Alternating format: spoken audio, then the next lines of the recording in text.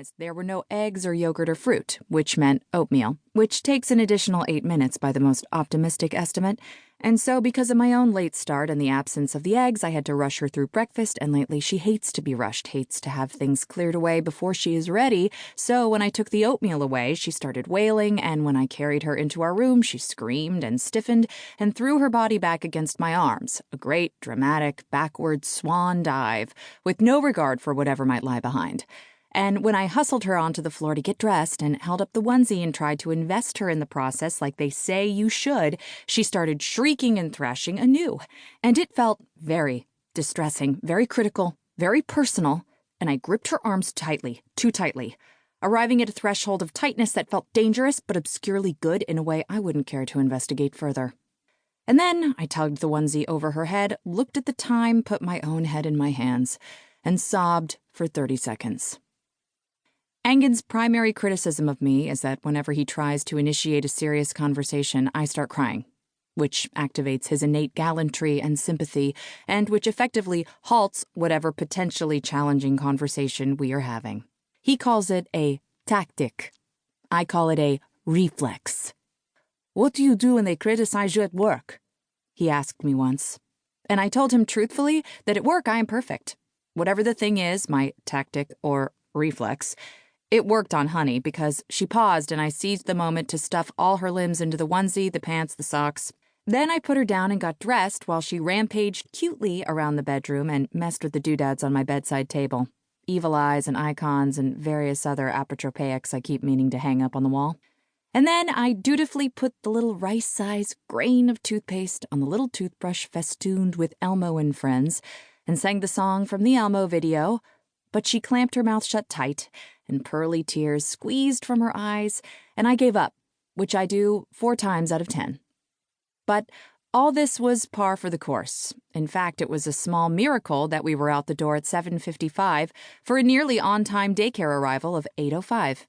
Then to the streetcar, then to the train, there to zone out with the Turkish work of mid-century social realist fiction I've been trying to read for 3 years, then switch trains, then to the planter boxes of a Wells Fargo to smoke a cigarette, then up the hill to arrive at work at 9:35, which is a little over 1 hour later than I'm supposed to be there according to the terms of my offer letter.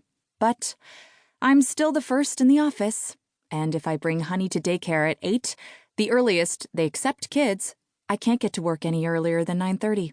Even if I don't smoke a cigarette, it is physically impossible. In the office, things had proceeded more or less as usual. I visited the visa status check page of the National Visa Center website to see the status of Angen's green card, which is, in perpetuity, at NVC, which means nothing except that not a single thing that needs to happen has happened.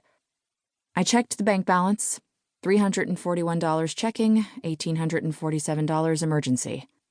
This had 5 months ago been a plump and hopeful $4,147 until the forced abandonment of Angen's green card and immediate forced return of Angen to Turkey at our expense and the subsequent retention of an attorney to reapply and the new application fee and the recent additional lawyer's fee to understand why it has been at NVC for 5 months with no perceptible forward movement, which is, we have lately been told, a probable click of the mouse error.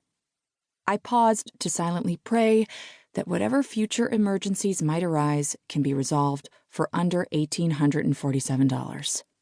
I checked the credit card balance, $835 less $483 in pending reimbursements for miscellaneous catering expenses. I checked the university purchasing portal to see the status of my pending reimbursements, and verily, they were still pending. I checked my retirement balance, $9,321, which was theoretically comforting, although I cannot, of course, access it without penalty for 27 years. I checked an immigration thread on Baby Center, very short, and a subreddit, very sad. I looked at a WeChat picture from daycare, showing Honey's diaper and a troublingly small turd. I checked WhatsApp for Angen's last greeting and sent him the picture of the turd.